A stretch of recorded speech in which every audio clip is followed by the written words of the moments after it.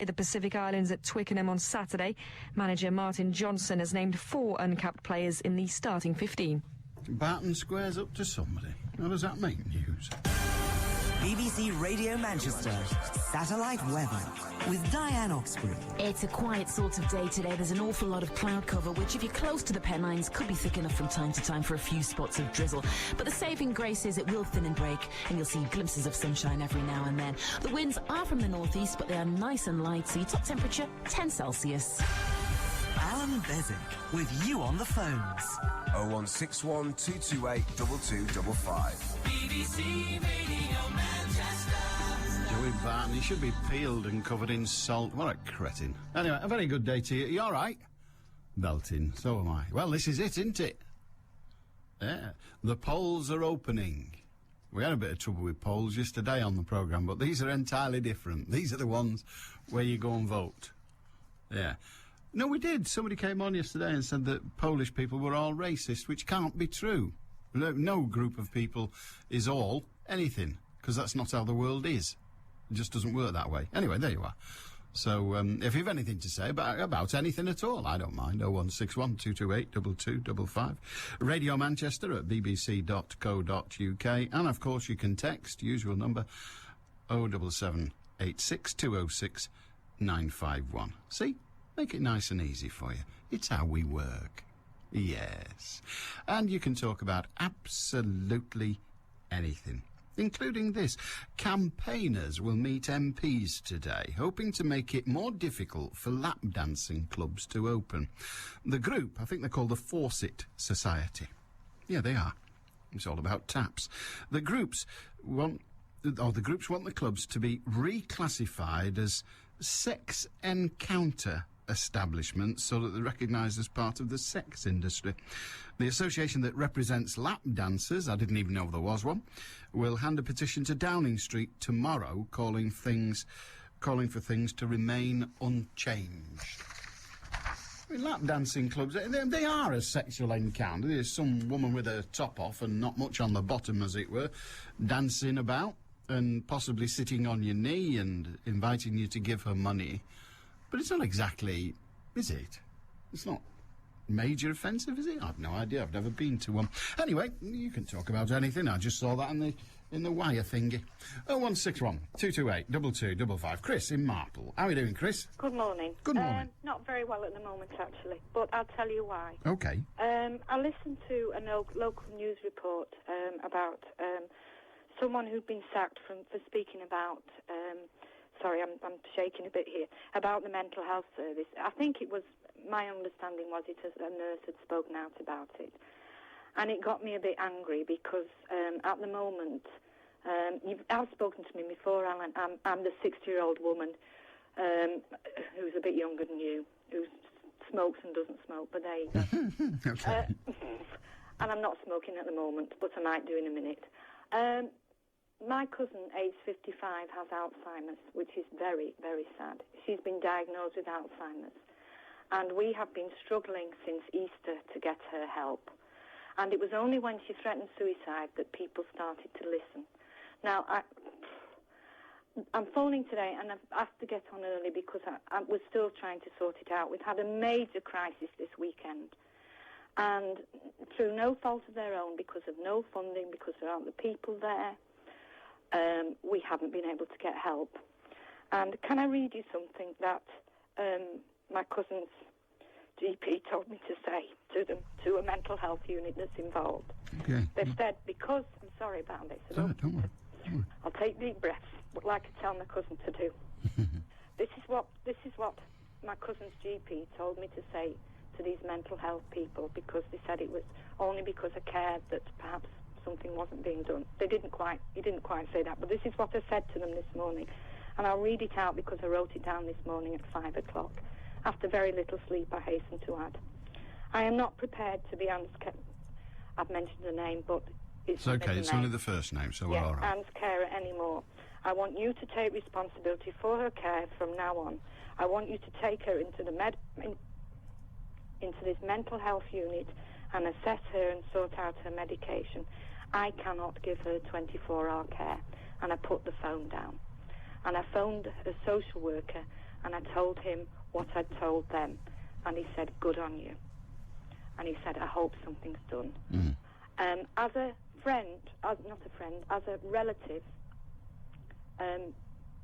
one of my cousin's friends has contacted me to say they will not admit her without her doctor's say-so, which is fair enough, but her doctor has today off.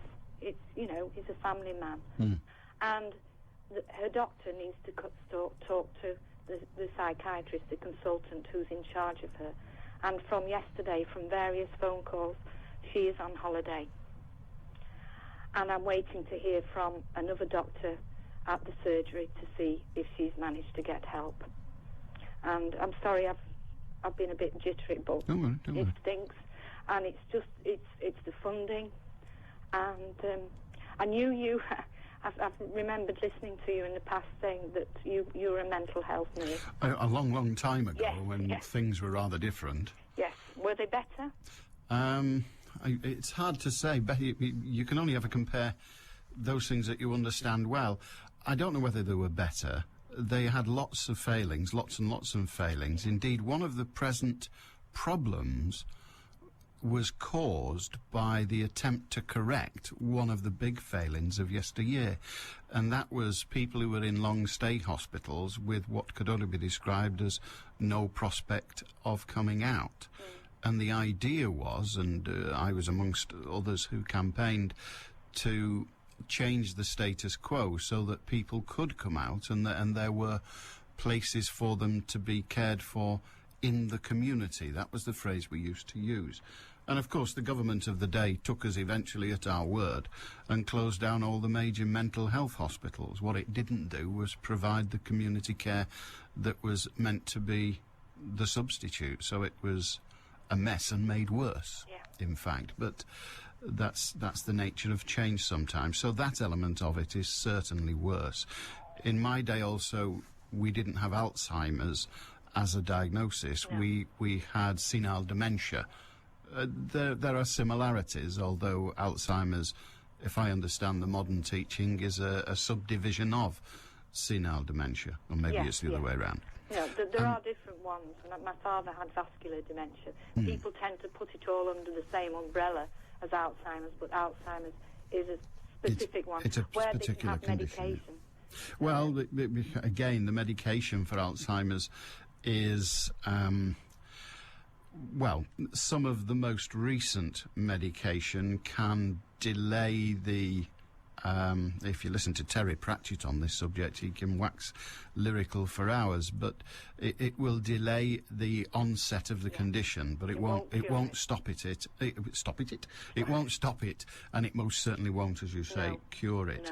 No. It's very brave what you've done. It takes a lot of neck to say, I'm not doing it.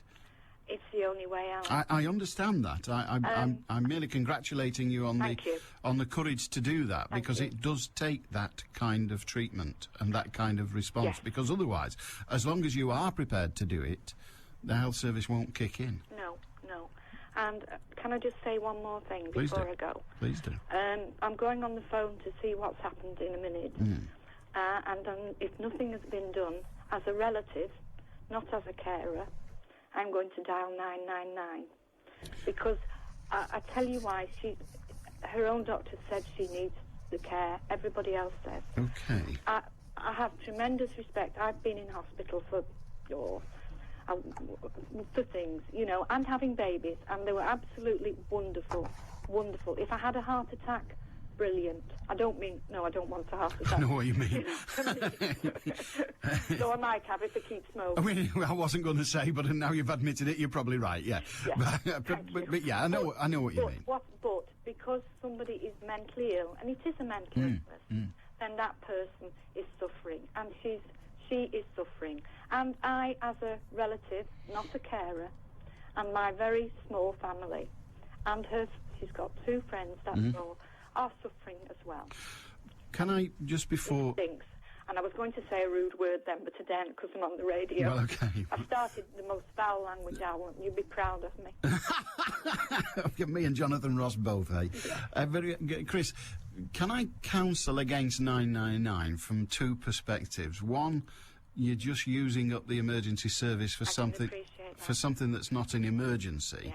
And two, you risk, I think we're talking thousands to one against here, it's not a major risk, but you risk prosecution because you're not supposed to ring the emergency service when it's not an emergency, and if they were really, really, really, really vile, they could prosecute you. They won't, but they could. No.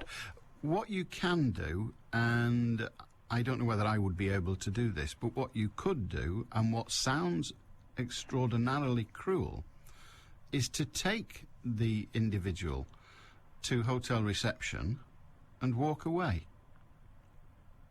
Right. Now, I'm not advocating that, and I don't know that I would have the courage to do that, but it passes the problem. I think you might do if you saw the state in and you get the panic phone calls. Well, it passes. It moves the problem. You've got to be cruel to be kind. You've got to be. And at the end of the line. You've got to be kind to yourself. And I know that sounds selfish. It isn't. We cannot have total responsibility for another being. No. I know when my mum was very, very ill, my dad, who I've admired from the day I learned how to admire, my dad did everything. And even when my mum got so bad, even walked to the hospital every single day and spent all day with her. All day. He would walk home, have lunch, walk back. And frankly, I think that he wouldn't have it any other way, but I think that took a toll at the time that was too high a price to pay. He wouldn't change it. He'd do it all again. Yeah. But there you are. But I would do this again. Well, I've done it for my dad. Well, that's it. But you know, when it comes to cousins, but we're her only family. Well, I know, but sometimes you have to acknowledge that I can't do this. I don't have the training. I don't have the time. I don't have the resources. About caring? Yeah. Sorry. Yes. Sorry. I thought you meant about taking her. No, you just and eventually you have to say, well, okay, somebody else has got to do it for her sake and for mine. Yeah. Oh, yes. No, I know. I mean, I've got 2 voluntary jobs and a little paid job, and that's sort of gone by the board. I see what you're saying. I thought you meant. It's all right, don't worry. Yeah. I'm sorry about that. Don't worry. Good luck with your phone call, and Thank you. Stay tuned. There's others going through it. Right. Right. Good on you, Chris. I'm sure there are. That's what's so sad. Well, isn't it? Thanks for listening. It's my pleasure. Thanks for not cutting me off again. It's why we're here. Take care. Bye-bye now. Chris is in a horrible situation. I think it's one of those times when we can safely use the word bind. She is in a bind. What can we do as a society? It is the case that Alzheimer's can't be cured. People in the later progressive stages of Alzheimer's, frankly, can't be helped much by the amateur. And that's what we are when it comes to it. We're just amateurs. Yes, you can look after your mum, you can look after your partner, you can look after your child, you can do those things because you have a sort of responsibility above and beyond the norm, don't you? You do. But what can we as a society do? Have you faced this dilemma that Chris faces? The National Health Service, because of the way it is and the way it's funded, and this isn't a criticism of the government or indeed the service, but the National Health Service has to ration care.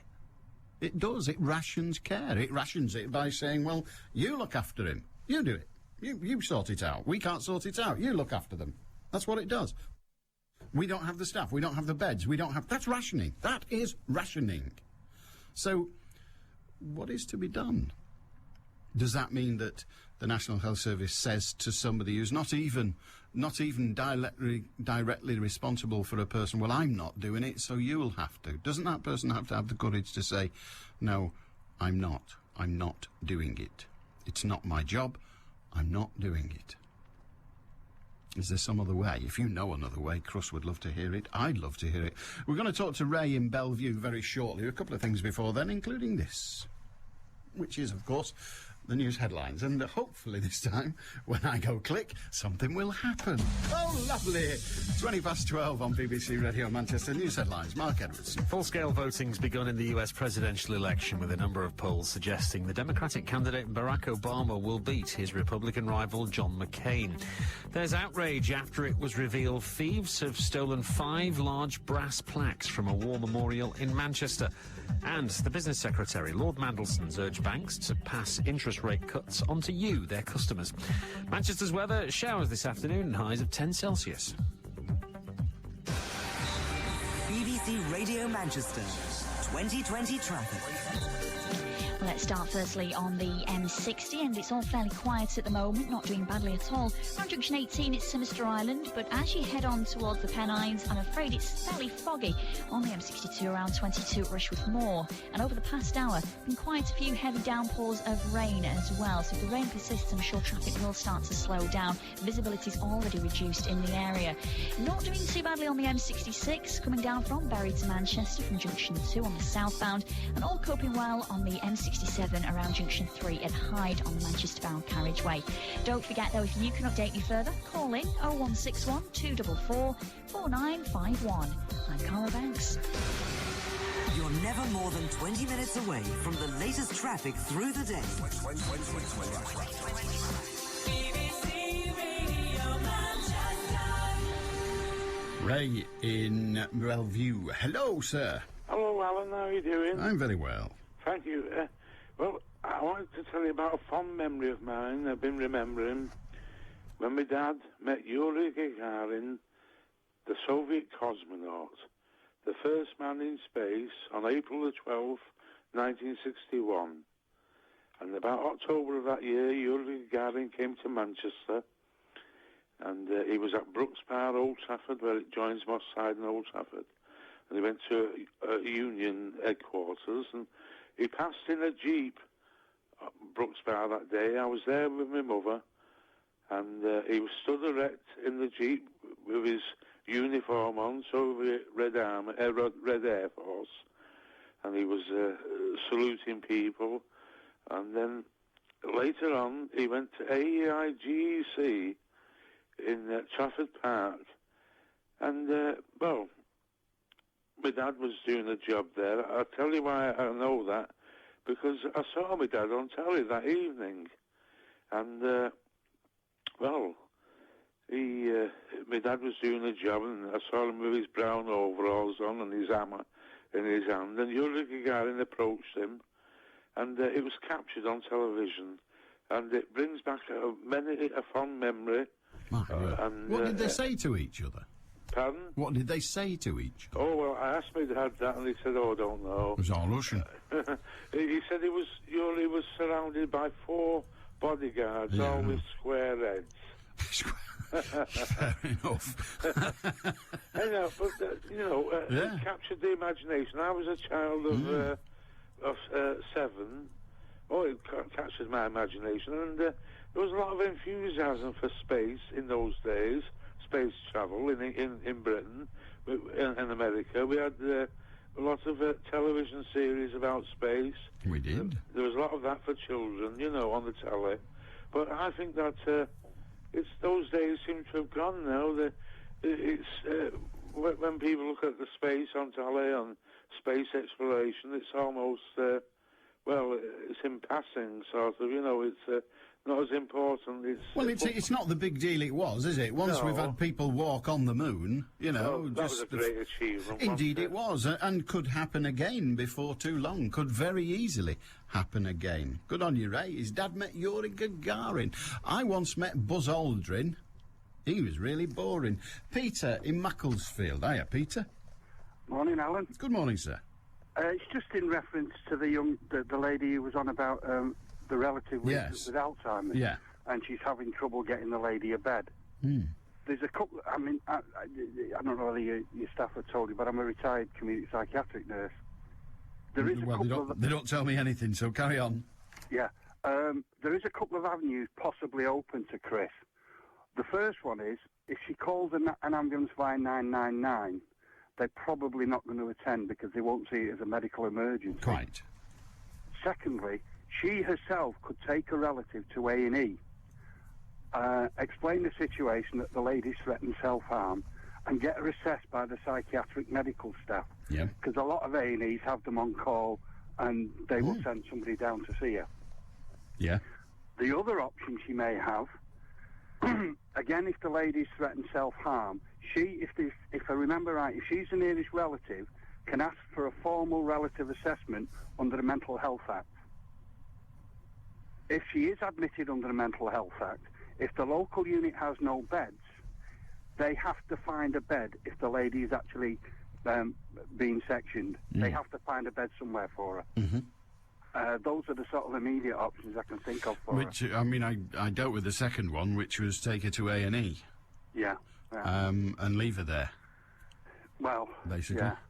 Yeah, that sometimes works, although, it's the stress that the old lady, her relative's going to be under. Well, absolutely so. But in the end, it's the cruelty it's down thing. to the services. They're just non-existent. And, I mean, we struggled when I worked with the seriously mentally ill, and we had the same problem. We had some serious shortages. I mean, Alzheimer's is fairly serious, but I suppose you're talking about the more dramatic. Yeah.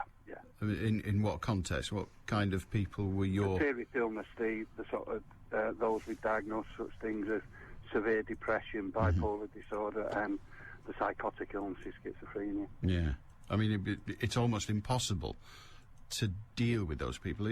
Am I right in saying that the belief now is, because these things, like everything else, are subject to fashion, but the belief now is that schizophrenia is a disorder rather than an illness, and a person will be subject to it for the whole of their life? Yes and no. They're the best answers, aren't they? Yeah, but you're typical health professional skating around it. Go on. I'll tell you, it might be a fried egg. You might say no, it's not. It's both. Seriously, it is a disorder, and a lot of it's like any other disorder or illness. With the medication, you can ameliorate most of the symptoms, but there's still going to be times when they have relapses for whatever reason. And a lot of people with the major illnesses that I'm talking about are what's called co-diagnosis now. There's usually a lot of people have co-related substance abuse, drug or alcohol, which in a way is self-medicating. It's a way of dampening down the symptoms. Indeed. Most people deal with their sadness by having a drink or going and having a laugh with somebody. Not everybody can do that. So it's all self-medication in the end. Thank you very much, Peter. I'm sure Pleasure. I hope Chris gets something from it, and a relative's okay. Cheers, mate. Thank you very much indeed. 0161 228 2255, Radio Manchester at bbc.co.uk. And you can text, of course. That's 07786 206 951. And Mike says, I thought the Fawcett Society objected to tap dancing clubs, not lap dancing clubs. Has there been a misprint? Thank you very much. You've been a great help. That I enjoyed. Oh, dear. The government has announced that foreigners applying for marriage visas for the UK will have to be at least 21 years old from the end of the month. Currently, the minimum age is 18. Ministers say it's to stop forced marriage and deter people from abusing the system. The new measure, which applies to both partners, comes into force on November the 27th, and the government has also published details about the points-based immigration system for skilled and temporary workers, under which employers will be held accountable for workers they bring into the country. So currently, if you want to apply for a marriage visa, you will have to be 21, whether you're the person applying in this country or elsewhere. You will still be entitled to marry at 18. It hasn't changed that law. But the actual marriage visa, coming over here simply to marry, well, 21 would be the minimum age. That's a step in the right direction, some would say. Others would say, well, frankly, it's just a curtailment of, well, it's a curtailment of people's rights to do as they please, isn't it, really? But a Portuguese lorry driver has appeared in the Crown Court for the first time today, charged with killing a family of 6 in a motorway pile-up. You'll remember that. Paula Jorge Nagura da Silva appeared before Chester Crown Court with 6 counts of causing death by dangerous driving. That's the accident that happened. Is accident the right word? But that's the terrible incident that happened just recently. And you just despair when the whole family, complete family, wiped out. Just extraordinary in a road traffic accident. It's just how dangerous life can be sometimes. 0161 228 2255. If you've got something to say, feel free. Are you concerned that the post office has decided that Christmas doesn't need God anymore? They're publishing a series of stamps, secular as they are described. They're stamps that are not, they're related to Christmas, but there's no God on them. There's no baby Jesus, no Virgin Mary, although our how you depict a virgin in a visual representation, I'm not awfully sure. But it's there. What do you think? Is Christmas disappearing as a religious festival? Isn't it just a do now? It's just a party. I mean, I'm happy for it to be a party. I'm happy for it to be religious. I'm happy for either. I'm not fussed either way, as long as you don't force it on me. You tell me. Janet's in Thelwall. Hiya, Janet. Hi, Alan. Just excuse me, a bit nervous. The lady that was talking about Alzheimer's. Yes. I've had a hell of a lot to do with the mental health side, i.e. social workers. My mother had Huntington's and she passed away 2 years ago. And my Huntington's chorea? Huntington's chorea. Yeah. It's a part of a brain complaint. It is. The brain, certain parts of the brain don't work, and you get muscle wastage, speech, depression. You can even get very paranoid. You can get every aspect of every mental illness with the Huntington's. This lady, I've always found, I had a fantastic friend who was a social worker who retired, that stayed alongside me with my mum as my mum's social worker, and she told me that the people that speak the loudest get what they want, and you've got to have a big voice. Have a big voice. I mean, Huntington's, there are similarities between Huntington's and Alzheimer's in terms of the symptoms. There's one clear thing that is definitely not the same, and that is that Huntington's is an hereditary disorder, which genetic, and Alzheimer's is not. Yeah, well, my we mother passed it on to my brother, and I'm also at risk. I've had a lot to do with the Huntington Society. Yeah. My brother's in the Cheshire area, and my brother's been moved 6 times in 7 years into care homes in this area. Lord. And he's on the move again now because there's no specialised care in this area that can cope with the severe symptoms of my brother's Huntington's. And we've had a hell of a time now. We've had a 28-day notice to get him out of the home, and we've had to go up and down all the country to find a home that would actually take him. So it's been your responsibility? Well, mine and partly the Primary Care Trust. Yeah.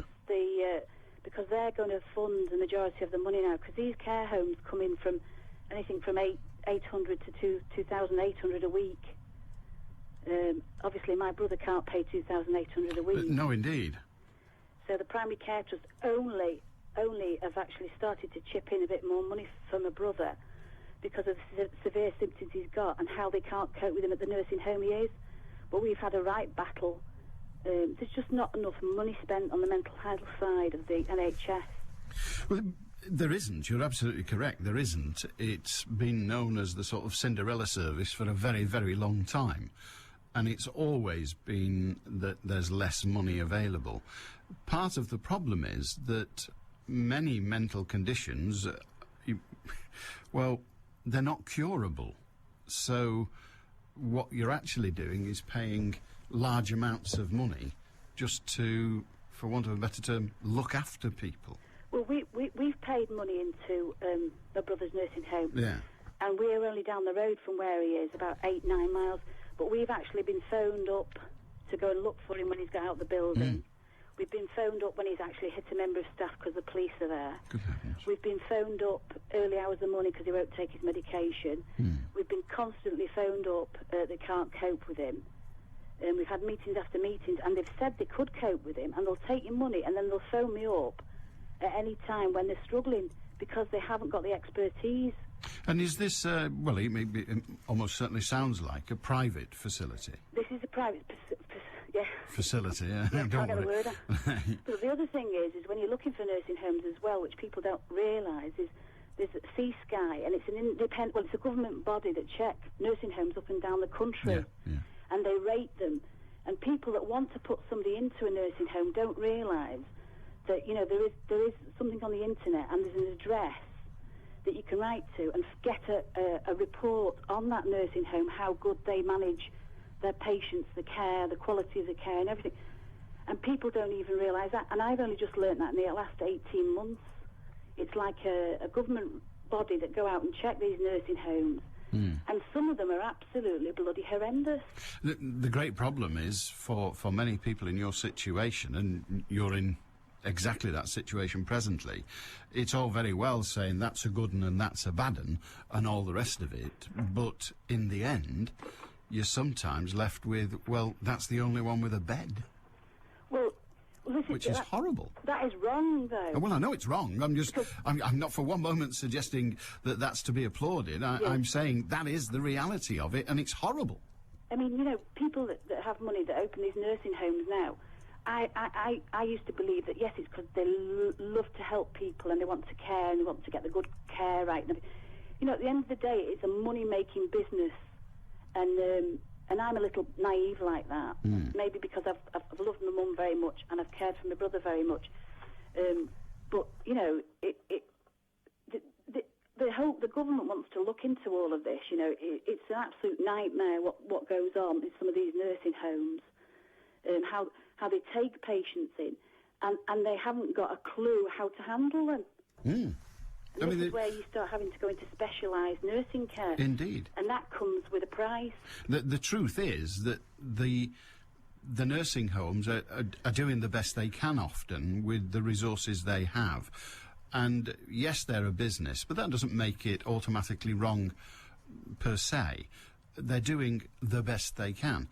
The problem arises, and I mentioned it earlier when talking to Chris, the problem arose years ago when the government of the day decided that it would create this concept of care in the community and it would move people out of hospitals, and then it closed down the hospitals so that people like did you say your brother? Yes, and my mother. Yes. And your mother, and like Chris's cousin, the hospital doesn't exist anymore, but there is no government-based care in the community of any merit, and one is thrown on private enterprise, and private enterprise rightly has to wash its face financially. And we've had problems with my brother where they can't cope, and they've tried to put him into the mental health hospital down the road in Collins Park. Yes. He's actually been taken there, and they've actually refused to take him in because they've said, no, this is an incurable disease. He's on the right medication. We can't do anything about it. Well, exactly. And it's so distressing because, you know, I as a person am trying to get the best care possible. And everybody, nobody seems to know what's best. What we need, I'll tell you what's best, not from the current range of options, I don't have the answer to that, but what we need to do as a society is to go back to where we were, and that is, my mum, for example, for years, worked in what we used to call an old people's home, running. She used to work with Chris Evans's mum. They were best mates. I've never met Chris Evans, but they were best mates, and they used to work in this old people's home in Warrington. They were up and down every town, funded by the local authorities, but the local authorities decided that they couldn't afford it anymore, either because of government pressure or whatever, but closed them all down, and everybody then had to go to the private sector, which is a cheaper way of doing it, but it is rare that cheaper's better in services. The thing is, you know, most families are going to have a relative that's going to need care in the future or is in care now. And the information that anybody can try and get is very limited. I mean, this Commission for Social Care, people should know about that. if they're thinking about putting a person in a nursing home down the road, then there is a number you can phone up and they'll send you a report. And that covers all the different aspects of the care, which is a good idea. It's a government body. The other thing is with some of these nursing homes is, you know, the staff, some members of staff that looked after my brother have looked after him very, very well but didn't understand him and don't understand him. Other members of staff just haven't got the education or they're needing to make a living and they're getting paid peanuts. And when you pay someone peanuts, the heart's not in it. You know, some of the care staff that work in these nursing homes work bloody hard and they don't get a good wage. They work 12 hours a day. I don't know the solution other than quoting history, Janet. Thank you for sharing that with us and good luck in your quest with your brother. Lovely, thank you. Have a good day. 0161 228 2255. What have you got to say today? It's just after 20 to 1 on BBC Radio Manchester. News headlines, Mark Edwards. Polling stations across the United States have opened for the presidential election. Final opinion polls put Barack Obama ahead of John McCain. Can you help police and the families of local soldiers killed in action find brass plaques that have been stolen from a war memorial at Phillips Park in Manchester? And a Portuguese lorry driver has appeared in court charged with killing a family of 6 in a motorway pile-up in Cheshire last month. Manchester's weather, showers, some of them heavy, and a top temperature of 10 Celsius. BBC Radio Manchester, 2020 traffic. Well, let's take a quick look firstly to traffic cameras on the M62. Please take care. It's still fairly foggy around junction 22 Rushworth Moor. Been quite a lot of rain as well over the past couple of hours or so that's not helping matters either. If you're heading through Warrington at the moment on the A49, that's Winnick Road. Watch out for those roadworks around the junction with Owen Street, causing slight delays. And in Tildesley, Peel Lane, slowing down through the temporary traffic lights between Madamswood Road and Quarry Pond Road through the roadworks, whilst repairs take place to the railway bridge. Don't forget, though, if you can update me further, call in the number you need, 0161 244 4951. I'm Cara Banks.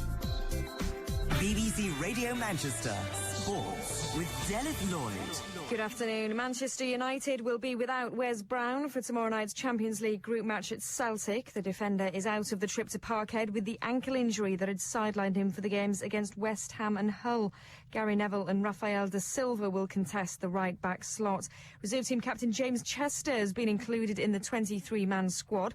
The 19-year-old is from Warrington and has been with United since the age of 8.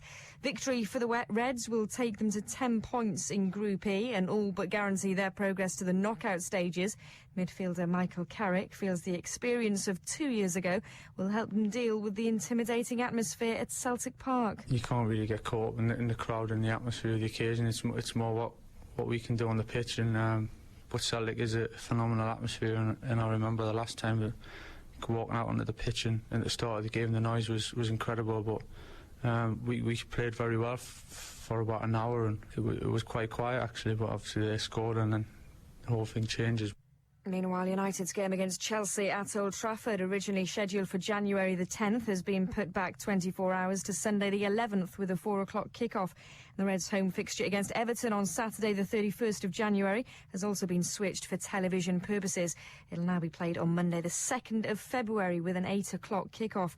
Wigan Athletic have confirmed Lee Catamole is available to play for Stoke on Saturday. The midfielder is currently on 4 yellow cards, and some reports had suggested he'd be suspended for the fixture. Bury will be without suspended pair Effie Sodji and Stephen Dawson for tonight's quarter-final at Darlington in the northern section of the Johnston's Paint Trophy. Manager Alan Neil says the financial reward on offer later on in the tournament is an incentive to win. We want to get a long way in this competition. It's a way for the football club to make money, albeit it might only be of the last 2 games of the competition, but if we can get there, we'll try our best to get there. And there'll be updates on BBC Radio Manchester from 7 o'clock. Rochdale have the challenge of taking on League One leaders Scunthorpe away from home. Stockport captain Michael Rains continues his comeback from a hamstring injury tonight. The county defender is expected to play some part in the match against Crewe in the Cheshire Premier Cup. And Stockport boss Jim Gannon believes finishing in the League One playoffs is no longer just a dream. County have made an impressive start to their campaign since promotion at the end of last season. When you're 1 point off the playoffs, then you're not dreaming, you're in there. it's a reality. And if we continue working as hard as we do and improving as we do, then hopefully we'll be there or thereabouts come the end of the season, which is an incredible achievement because it is a big step up for our young players, but it justifies our faith in them. Nationally, Huddersfield Town have parted company with manager Stan Ternant by mutual consent. Watford have appointed reserve team coach Malky Mackay as caretaker manager following the departure of Adrian Boothroyd yesterday. Sale forward Andrew Sheridan has been named in the England team to play the Pacific Islands at Twickenham on Saturday. Manager Martin Johnson has named 4 uncapped players in the starting 15. St Helens duo Murray Fasavalu and John Wilkin have both been ruled out of England's final World Cup pool match against New Zealand on Saturday.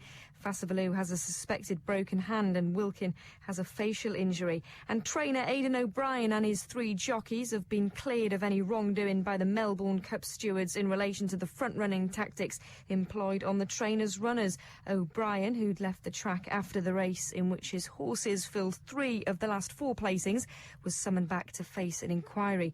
Outsider Viewed narrowly beat British-trained Bauer to win the Cup. The next live action on the Northwest's biggest sports station. There'll be updates on Rochdale and Bury's progress in the Johnstone's Paint Trophy tonight from 7. BBC Radio Manchester. A very good day to you. How are you? Are you all right? Oh, excellent. So am I. 0161 228 2255. Radio Manchester at bbc.co.uk. Text number, of course, is 07786 206 951. Dave in Swinton said, Christmas is too commercialised. People get themselves into debt. The kids don't understand the true meaning these days. Well, that's probably true. Helen in Bolton, hi. Good afternoon. Good afternoon. My mum is 91 and blind, and she has an element of dementia now. And my doctor has referred me to an association called Admiral Nurses. The branch that I've been referred to are based in the Hulton Day Hospital in Bolton.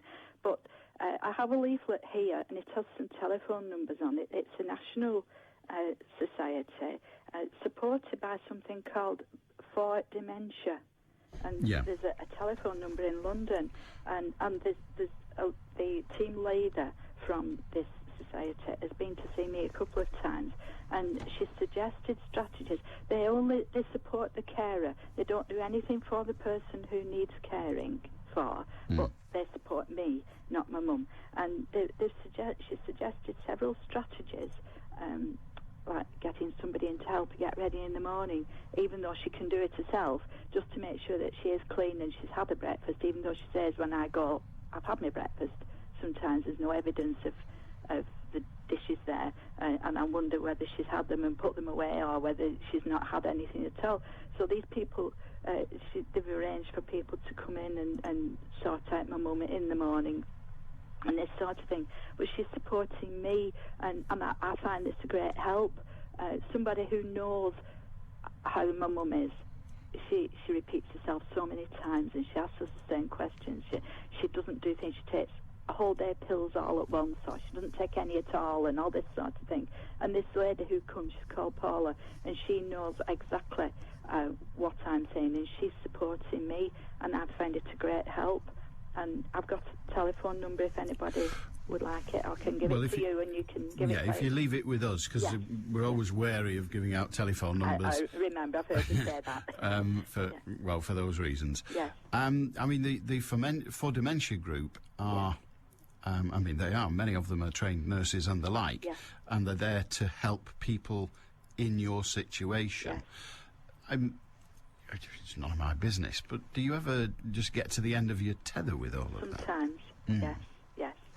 Mum's had problems with her bowels as well, and because she can't see, she's trodden all over the floor, and it's sort of got us really uptight and this sort of thing, and she doesn't know, and really, if she knew, she would be absolutely mortified. Devastated, yeah. I mean, why do you feel the responsibility? She's my mum. And I love her, and I want the best for her, and I don't want her to be upset. And I tend to shield her from things sometimes. You know, we've not let her know that she's messed up the floor and this sort of thing, because I don't want her to be upset. But just some sometimes you feel like really going, ah! I'll bet. Go into another room and have a little quiet scream and come back and nice as pie again. But this lady understands this. She's given me a book as well, written by the NHS, and it's called Who Cares? Information and Support for the Carers of People with Dementia. And it gives little anecdotes about, like, the man who his wife has Alzheimer's, and she tried to put a knickers on her head, and he said, "What are you doing that for? Come on, they go on the other end," and I had a laugh with her, and it just makes you feel like you're not on your own. It's not just you who's got the mother like this, or other people are going through the same thing.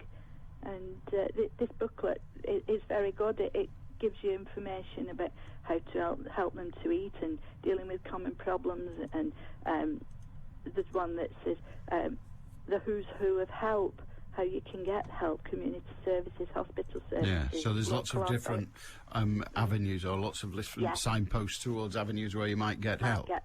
Well, it's for dementia. If people log for dementia into a search engine on the internet, they'll find what you've got. Yes. Good on you. Thank you very much indeed. Thank you, Helen. 0161 228 2255. Mark via the text says Christmas. He says Xmas, you see, because he's texting. Christmas is pagan. The Christians nicked it in an effort to wipe out paganism. Well, Christmas isn't pagan, but there was a festival at that time. So there you are. And Rick in Bolton wasn't hearing correctly. This is an outrageous advocating lies to the NHS. There was no mention of self-harm. He's referring to Chris. There was actually no mention of self-harm, but there was a threat at least once of suicide, so that would count as self-harm. But I don't know whether there is any evidence of actual self-harm, which is slightly different. Ralph says, following your thoughts on today's programme, read the Christmas stamps out today. They are religious stamps as well, in that the first and second class designs issued last year are being re-released today. Well, that is true. There are religious ones as well, but they've made the decision to issue non-religious ones and call them Christmas stamps, which for some would be a contradiction in terms. Dave in Hazel Grove. Hiya, Dave.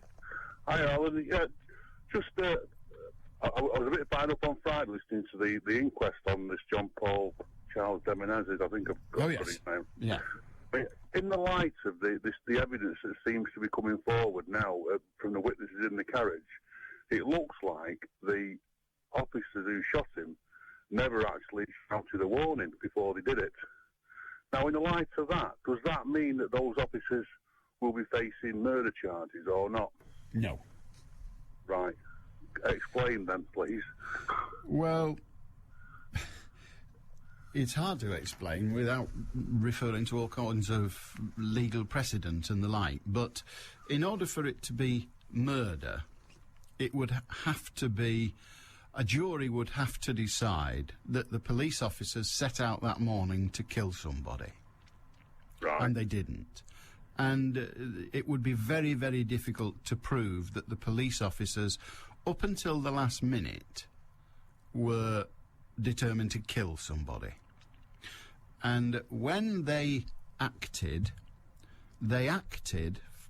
in the pursuance of their job. Now, the fact that interpretations of events were probably wrong, we'll have to wait what the inquest says, but it's looking very much that way. And the fact that the man wasn't a terrorist doesn't mean it's murder to kill him.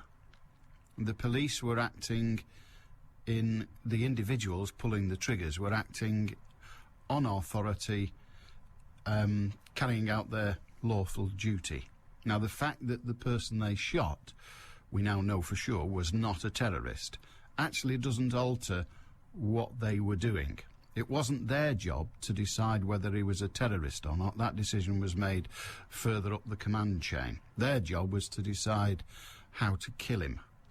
That was their job, and they were trained to do it. Now, it's tricky talking about the inquest at the moment and about the evidence that's being presented currently that a warning was not issued, because, again, it is only an inquest. The inquest can make its decision.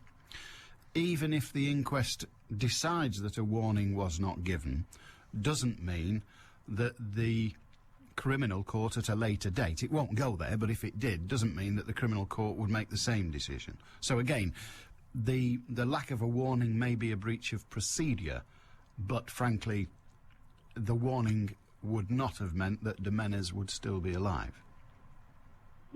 I understand what you're saying. I was thinking like Northern Ireland. You know, when the troops were on the streets in Northern Ireland and they caught a terrorist carrying a gun, they'd shout a warning, wouldn't they? And then the terrorist would put the gun down and they'd be arrested, wouldn't they? Well, not always. No. What I'm saying, you know that. I mean, what's the principle there then? I mean, well, in the forces, there is a very, very strict code of what you can and cannot do at any given moment. In the forces, they're called rules of engagement. Right, that's what I was getting at, yeah. And you have to adhere to them. And if you do not adhere to them, you can be deemed to be committing an offence. You're certainly committing a breach of regulations. The classic case on that was the SAS shooting of those people in Gibraltar. That's right, yeah.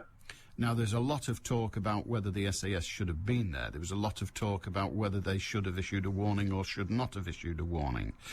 No one eventually was punished. No. It was thought that the SAS, if indeed that's who it was, and very few doubt it, it was thought that the SAS had gone there, seen someone they believed to be a terrorist, shot him without warning because a warning could have got him to detonate a weapon. The rules of engagement for the military are different dependent on who they are, where they are, and the circumstances of the moment. They are all, in any event, different to the procedures for armed police officers. I don't think they even call them rules of engagement with police officers. But in the end, whether a warning was given or was not, I suspect wouldn't have had a material effect on whether Jimenez was killed or not. It just seems, you know, following the events of this case from the outset, that the information or intelligence on the day seems to come out, seems to have to be almost dragged out. You know, like the conduct of the officers, of senior officers on the day. You know, that had to be, you know, it was ages before we were actually clear on what was going on. And it seems like, it's almost like, well, let's just drag it on as long, and people just get fed up with it and you know, won't to pursue it. Do you know what I mean? And I just think it's outrageous. Well, it's certainly not a comfortable position to be in a nation where the police have shot an innocent man in such an horrific way. I don't know whether there's an unhorrific way to shoot somebody to death, but I think it is right that inquiries are held. It's right that we analyse what went on. It's even right that we make recompense to the family of Jean-Charles Jimenez. But in the end, if we're going to put guns in the hands of police officers, we have to accept that at some point they'll kill someone who didn't deserve to die. That is the nature of the beast. Yeah, I've heard you say it before. Yeah, I mean, I understand. I wouldn't want to have been the policeman on the day. Do you know what I mean? But I just think to myself, you know, it's a professional police force. They are, you know, these officers that are armed. They're not you're not run of the mill. No, they're not. You know, they're highly trained, competent. You know, officers, aren't they? They're not just like. But if you just think about, they've been given a gun on the day. If you just think about what you've just said, they are highly trained. They are indeed very, very highly trained. The reason they are highly trained is because the difference between right and wrong is sometimes a millisecond decision. Yeah. And so we train them so that in a very large majority of cases they'll get it right. But they will sometimes get it wrong. And someone will die. Okay, Alan. Well, I'm a bit clearer now. But well, they won't be done for murder. You're not going to be happy. It's not. No, you know, happiness is not available. Yeah, don't get me wrong. I've not got a desire to see him, you know, be charged with me. Don't be. But it just. I thought, well, Dave. We've got your view, mate. We've got to go to the news. We've got your view. We're very grateful for it. What do you think? It's about you and the news. Everything you need to know before you get home. Manchester Now. Tonight at 5. Bottom line cannot be escaped, can it? That is, if you give coppers guns, just like if you give anybody else guns, if you give them guns, every now and then, someone will end up dead who shouldn't have done. It's the reality. 95.1 FM. DAB Digital Radio. And the World Wide Web. This is Manchester. BBC Radio Manchester.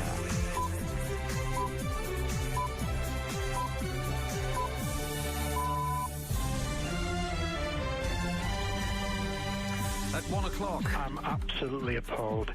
It's a real insult. Fury after 5 large plaques are stolen from a Manchester war memorial. And the world waits while America makes up its mind. United's Wes Brown misses the trip to Celtic. Well, this afternoon we've got a little bit of everything. It's cloudy, we'll have some outbreaks of light rain and drizzle, and we'll see 1 or 2 sunny spells. Top temperatures 10 Celsius. Take care on the Pennines. The M62 still very foggy indeed around junction 21 Milne Row through to 22ish with more heavy rainfall in the area as well.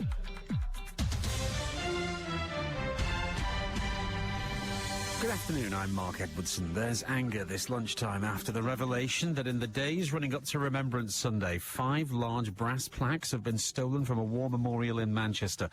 Listing the names of the fallen from 3 local regiments, they were taken from Phillips Park at the weekend. The plaques could cost up to £10,000 to replace, though the thieves are likely to get just a fraction of that from an unscrupulous scrap dealer.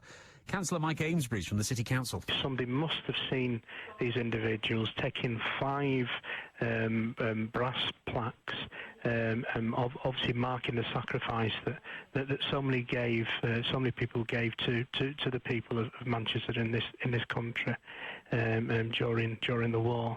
Voting's underway in the United States following the most expensive presidential election campaign in history. Record numbers are expected to turn out, adding their ballot to the 29 million who've already voted in early polling. The Democratic candidate, Barack Obama, has a clear lead in the opinion polls, but the Republican Senator John McCain insists the gap is closing. Gordon Brown, who's visiting Dubai, said it was an important moment for the world. I think this election has shown a renewed interest by millions of people in politics and public affairs. It's also seen landmark events, women coming to the fore in American elections as candidates and as a vice presidential candidate, the first black leader to stand for office of President of the United States with a chance of success, a great statesman, and John McCain as well. And there'll be full coverage of that here on BBC Radio Manchester overnight. The Business Secretary, Lord Mandelson's, urged banks to pass on interest rate cuts to you, their customers. He said you'd be asking difficult questions if the banks didn't. The Chief Operating Officer at HSBC said yesterday that cuts might not be passed on in full. Police are looking for a man who attacked a woman walking home from a fancy dress party in Chorlton. She was followed along Keppel Road at 3 o'clock on Saturday morning by 2 men, one of whom verbally abused her and then headbutted her. She suffered a serious eye injury and bruising. The 34-year-old victim was dressed as the Joker from Batman, and police want to hear from you if you saw what happened. Now, when you're approaching roadworks, how much care and attention are you paying to the engineers working on the carriageway?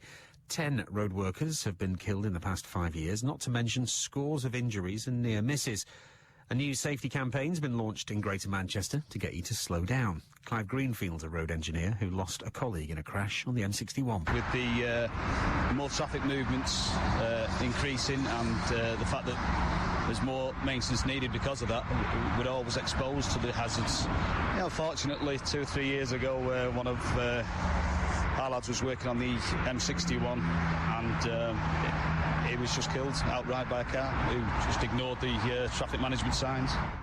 The 5-time Olympic rower, gold medalist rower, I should say, Sir Steve Redgrave, has been in Rochdale this lunchtime. He's promoting his charity that's given rowing machines to 16 schools in the area. He says it's all about getting kids fit. It's about of getting people doing a little bit more exercise, being a little bit involved, but in a fun, light-hearted way. And these machines fill the bill completely. So it's not about trying to find the Olympic champions. If we do, that would be absolutely fantastic, and I won't be upset about that. But that's not what the programme's all about. And the Road Haulage Association has criticised comments made by the Top Gear presenter Jeremy Clarkson. On Sunday's programme, he joked that lorry drivers spent their time murdering prostitutes. The BBC said Clarkson had a long-established and frequently provocative on-screen persona. His co-presenter, Richard Hammond, said it was just Jeremy being Jeremy. BBC Radio Manchester, Sports with Dennis Lloyd. Wes Brown will miss Manchester United's trip to Celtic in the Champions League tomorrow. He's still sidelined with an ankle injury. Gary Neville and Rafael da Silva will contest the right-back slot. Reserve team captain James Chester has been included in the 23-man squad. Wigan Athletic have confirmed Lee Catamole is available to play for Stoke on Saturday. The midfielder is currently on 4 yellow cards, and some reports had suggested he'd be suspended for the fixture. Huddersfield Town have parted company with manager Stan Ternent by mutual consent, and Sale forward Andrew Sheridan has been named in the England team to play the Pacific Islands at Twickenham on Saturday. Manager Martin Johnson has named 4 uncapped players in the starting 15. BBC Radio Manchester, satellite weather with Heather Stott. Well, this afternoon is a real mixed bag. There's an awful lot of cloud around, and that will thicken from time to time to bring us some patchy light rain and drizzle. But there's also the chance that it could break and bring us 1 or 2 bright spells at times as well. We've got light winds and top temperatures of 10 Celsius. Allan Beswick, halfway through your workday. BBC Radio Manchester. Might be halfway through yours. It's all of mine. This is it. This is the work day. The day job, as they say. Yeah. 0161 228 2255. If there's something in your craw that you want to get out, you're more than welcome to. Yeah. We don't mind. US elections are underway proper now. People actually voting on... They allow early voting. How does that work? Does anyone know? You're allowed to... I mean, you can vote...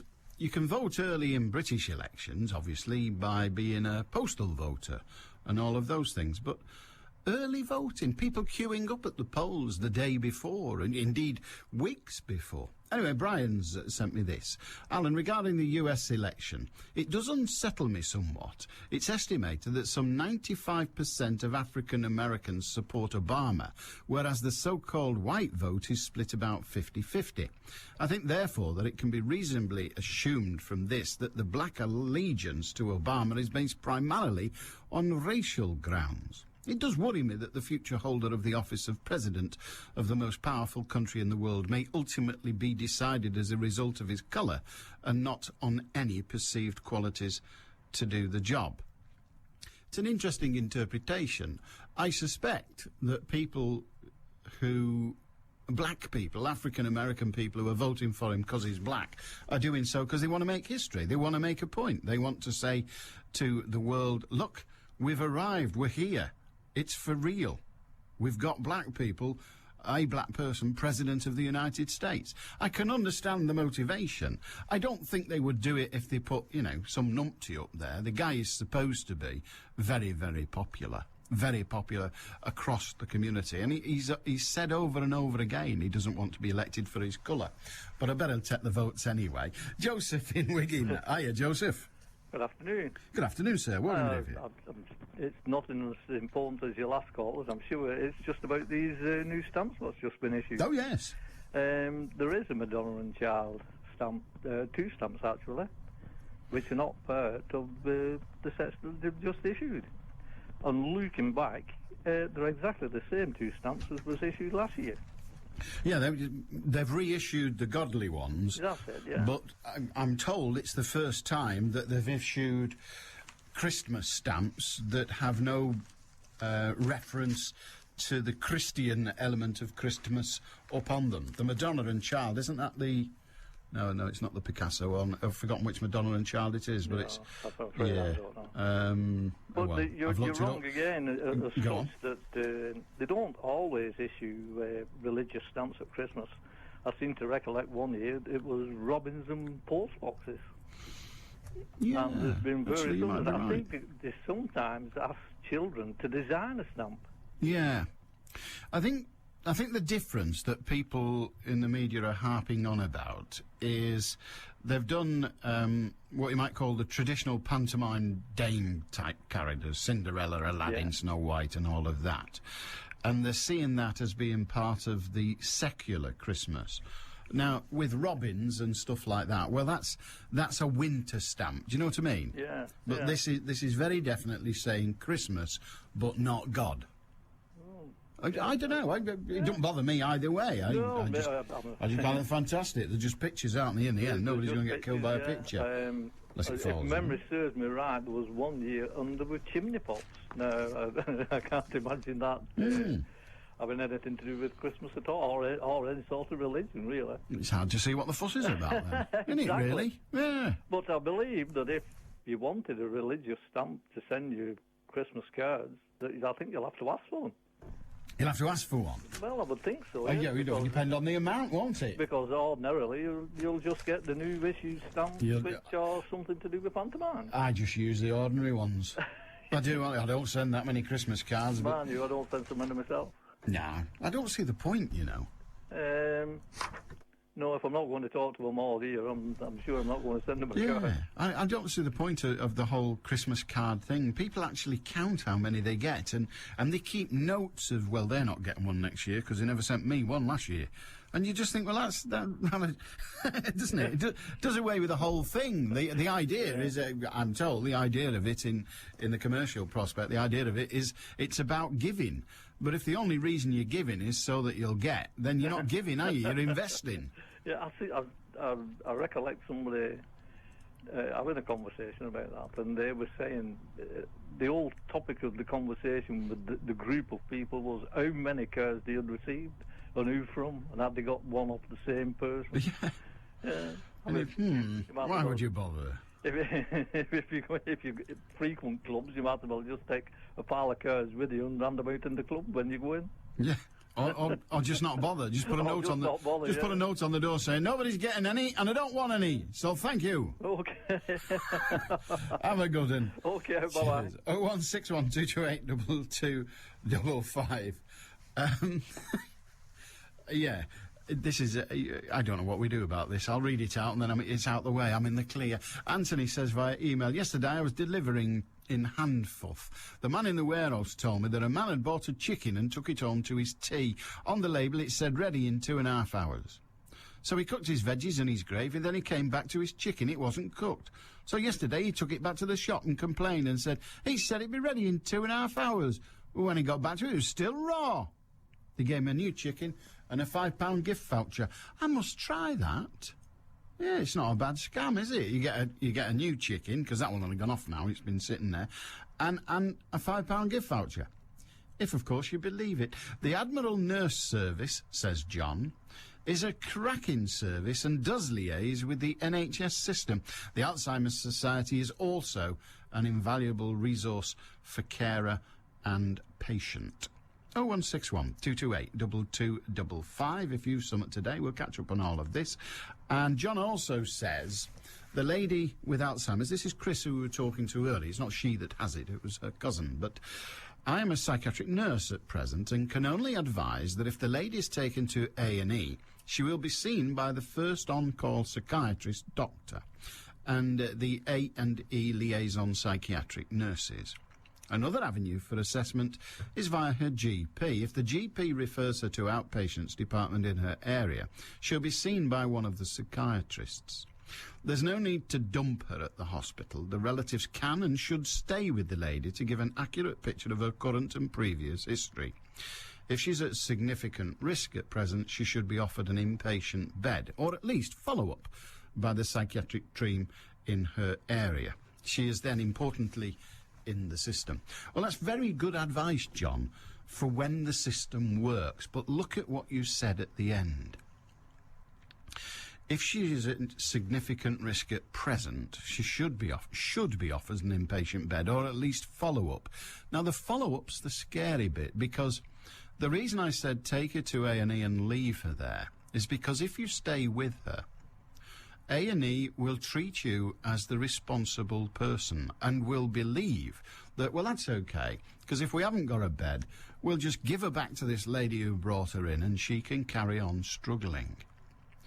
And the reason I say take her there, point her at somebody and leave her, it's a case of saying, I'm not accepting this as my responsibility anymore. Now, health service, You sort it out. It stinks, it's hard, it might even be cruel. But it might also be the only way the healthy person can survive. This is the Northwest's biggest sports station. This is BBC Radio Manchester. Sean Wright-Phillips kills off Ammonia Nicosia. It's the battle of the former England and Wales managers at Eastlands this Thursday. Mark Hughes' Manchester City take on Steve McLaren's FC 20 in the UEFA Cup. Bono hits a low drive into the bottom corner. That should be enough to see City through to the group stages. Follow Manchester City in the UEFA Cup. The all-new Manchester Sports. Thursday evening from 7 o'clock. BBC Radio Manchester. Andrew sends me this, just to quote Martin Luther King Jr. I have a dream that my 4 little children will one day live in a nation where they will not be judged by the colour of their skin, but by the content of their character. I believe that irrespective of who wins the election, America has begun to fulfil Martin Luther King's dream. It can only be good for the world. Well, they might well have begun to fulfil that dream, but they're a long way from achieving it. And given that an awful lot of African-American people are registering to vote actually for the first time, they've never voted before, they are registering to vote not to take part in the political process in the usual and honourable way, but to actually make sure that one of theirs gets in. That's a racist vote. It may be positive discrimination, but it's still a racist vote. Tony in St Helens, hiya. Hello, Al. Just quoted Martin Luther King when he said, good heavens, our day will come. Ah. You know, before he shot him, when he quoted, like, our day will come. Do you think the day's come with this, what's his name, Barack Obama? I don't know. It depends what day you're on about. It's looking very much like Barack Obama will win the election. Well, the other chap, the time he gets in, gets his feet on the disabled, he'll have to retire, won't he? You know what I mean? Well, indeed. I mean, do you think the day has come? Well, the black president. Everybody says he gets shot for a couple of months. No, I happen to believe that myself, certainly within... Yeah, well, I think you predicted, didn't you, Al? I did. Yeah. I did. I hope I'm wrong. Somebody who said it. Yeah. I'll tell you, I bet the Ku Klux Klans will be getting out there, won't they? One presumes they are. But well, I bet the membership's gone down at that. Especially if he gets president, you know what I mean? Well, it might go up, mightn't it? You're joking, aren't you? The membership of Ku Klux Klan may well go up if he becomes president. If you have the government behind you, Al, you know, they had the government behind them when they was going around, you know, when they treated them the way they treated them, you know. I think we've got the government behind them now. I think I'm surprised that not all the whites are not all leaving America because the way they treated them in the past, like, you know what I mean? Yeah, I don't know that there's anywhere to go if you're an American, to be honest. I'll tell you one thing. If I was white out, and especially as a member of that clan, I think I'd be going anywhere, wouldn't you? Well, no. Why? Well, it's rather like if we elected a black prime minister, and I don't... Yeah, I know we didn't treat as bad as them, though, did we? I know we had free slaves and all that, but not as bad as the Americans, have we? I know we don't elect a prime minister here, but if we had a black prime minister, I think membership of racist organisations would increase, not diminish. Because there would be, for those who perceive the world through racist eyes, they would see a greater need for involvement. No, I'm not saying races, but the way they treated them, all. Have you ever been to Americans in the ghettos? And they wouldn't let them on a bus, they wouldn't let them sit on it. Well, I'm aware of the history, without a doubt. Yeah, but I'm saying, when you say, well, my day's come, you know, you say every dog has its day. When you think so, you say what goes round comes round, don't it? Well, all those cliches are appropriate, but yeah. I'm more interested in why Obama, assuming he does, why he gets elected. Is he getting elected, if he does, is he getting elected because the people think his policies are better than McCain's? Is he getting elected because he's black and therefore is one of ours, so black people will register to vote? Well, is it fair enough? Don't we want...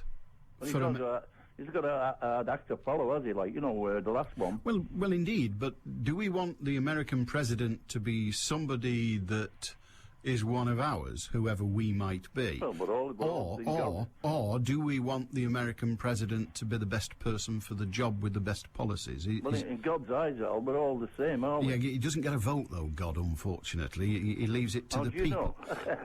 Well, I've not seen him in the queue, and I've voted a lot of but, time. You know, he said he's everywhere, Al.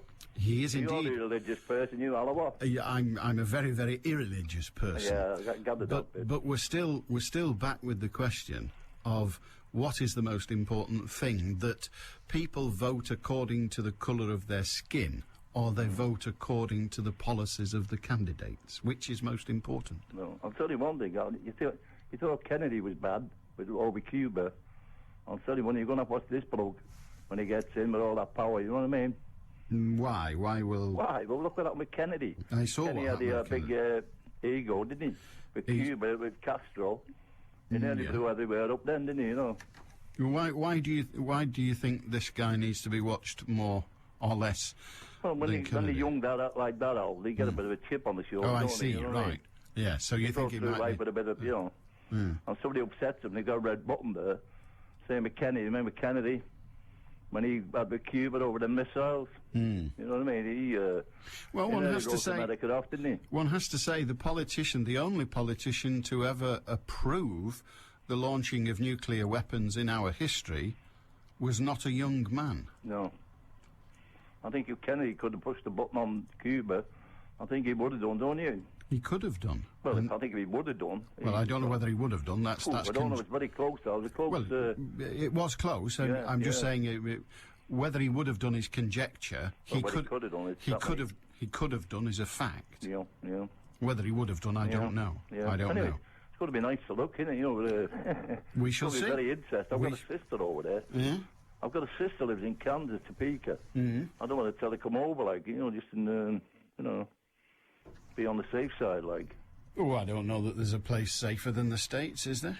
Oh, do you mean that sincere, Al? I do, yeah. Where is the safer than the States? Well, and normally, like when you go bushing, we don't have a bush. Well, let's ask this question today and answer it today. Where is there safer than the States? I don't know. Neither do I. That was what I said. Well, I don't know anywhere saker than the States. Well, I'll tell you one, I would like to be white over there, then, you know, good luck to him. I'd love to see him get in, you know what I mean? I'll keep pinching myself, wondering how he's done it, you know what I mean? He's done it, one hopes, by the best policies, but one doubts. Yeah. Good on you, mate. OK, cheers. Have a good one, Tony. 0161228 228 just gone 1:20. BBC Radio Manchester News headlines. Jessica Robbins. There's fury this lunchtime after the revelation in the days before Remembrance Sunday. 5 large brass plaques have been stolen from a war memorial in Manchester. They were taken from Phillips Park at the weekend. Voting's underway in the United States following the most expensive presidential election campaign in history. Record numbers are expected to turn out, adding their ballots to the 29 million who've already voted. And police are looking for a man who attacked a woman walking home from a fancy dress party in Chorlton last night. 34-year-old victim was dressed as the Joker from Batman and suffered a serious eye injury. Manchester's weather showers, some of them heavy, a top temperature of 10 Celsius. BBC Radio Manchester, 2020 traffic. Well, take care if you're using the M62. I'm afraid that visibility is still reduced on the moors around Junction 22 at Rushworth Moor. It's still fairly foggy, and we've had quite a bit of heavy rainfall around that area over the past couple of hours, which of course isn't helping matters. Now to the M60. Traffic generally seems to be moving quite well. Again, watch out for surface around the carriageway. And in Rochdale, roadworks on Oldham Road continue on the northbound. It's closed off between Wood Street and Milnrow Road, so watch out again for slight delays on the southbound carriageway through the contraflow. Don't forget, though, if you can update me further, make sure you call in 0161 244 4951. I'm Cara Banks. Decongesting Manchester, one car at a time. 2020 traffic. BBC Radio Manchester. Here's a question from Bob in Haywood, and I don't know the answer to it. Maybe you can help. Bob asks, well, he says, I'm hoping that you or one of your listeners can confirm something for me. Over the weekend, I was told that the Holocaust is no longer part of UK teaching curriculum. Is this true? The Holocaust, is it part of the teaching curriculum or not? Does anybody know? Are there any history teachers listening? It's hardly... I think we call it modern history, don't we, that? But I don't know. I don't have kids at school, and frankly, I don't...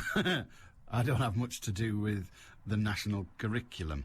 Have you called the talking clock lately? For a 3-month period, it's been replaced by Tinkerbell. Give it a call and see how long you last before you want to kill her.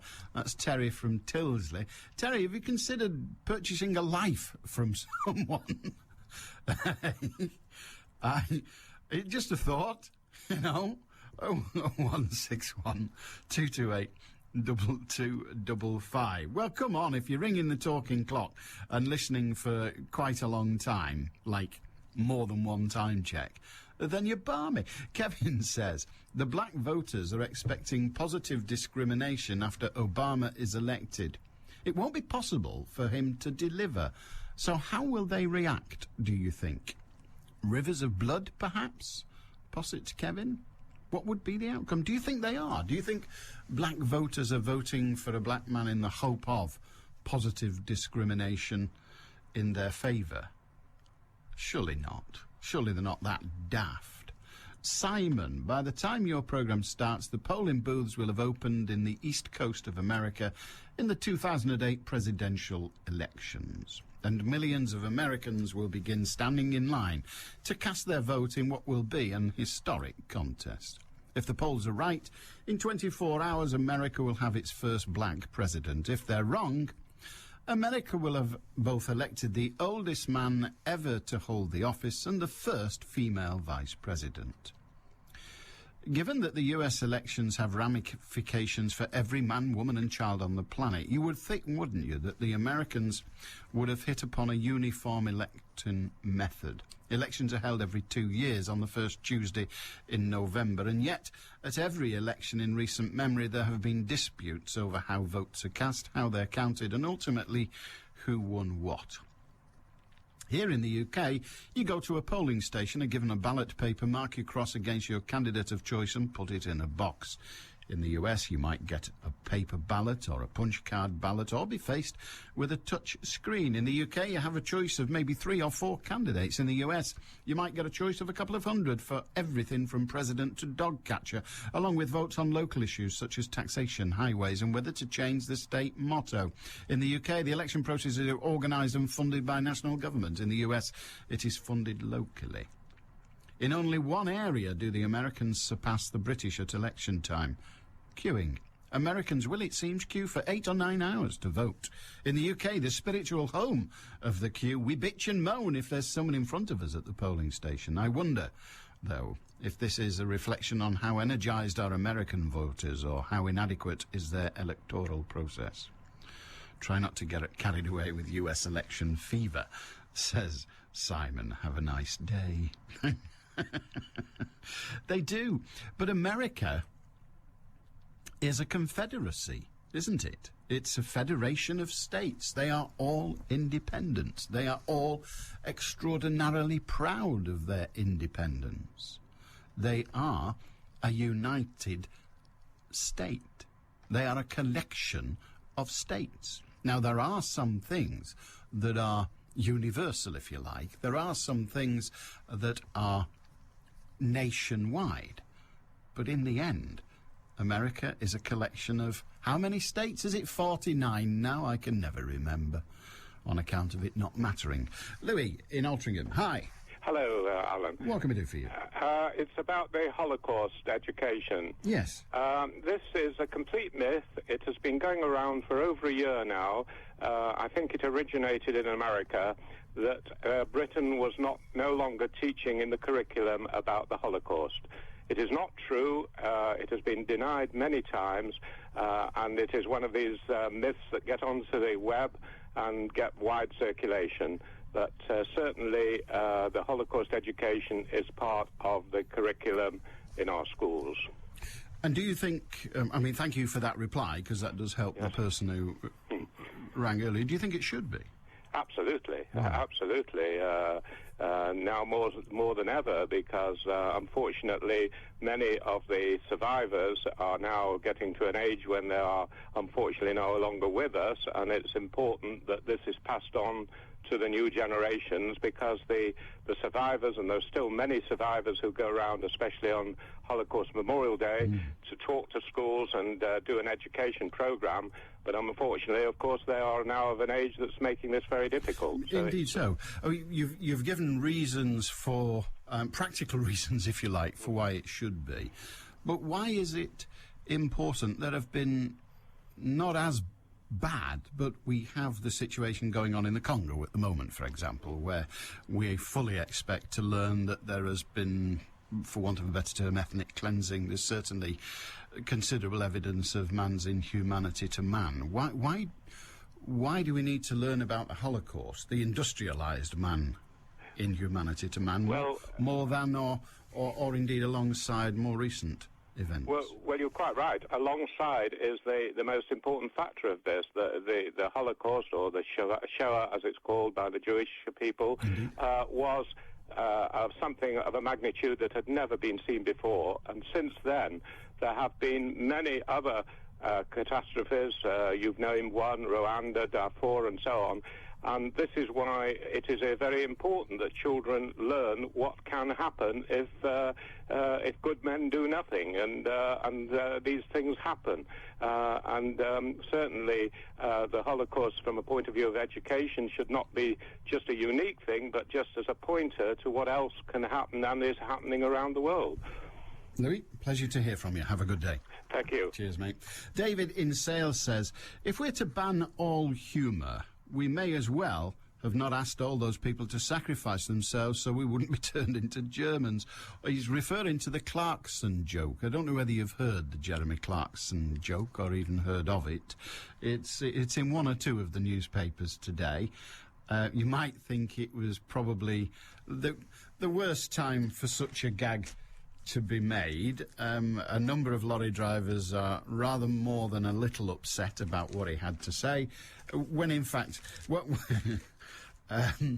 what he said, I mean, it's very hard to be critical. It's quite witty. I could hear myself saying it, to be honest, so that made it difficult for me. I couldn't hear myself doing what Ross and what the other fella did, but he was driving a lorry, Jeremy Clarkson, for his sins, and he said, "Oh, being a lorry driver is really, really difficult. You got to change gear, check mirror, murder a prostitute, change gear, murder. That's a lot of effort in a day."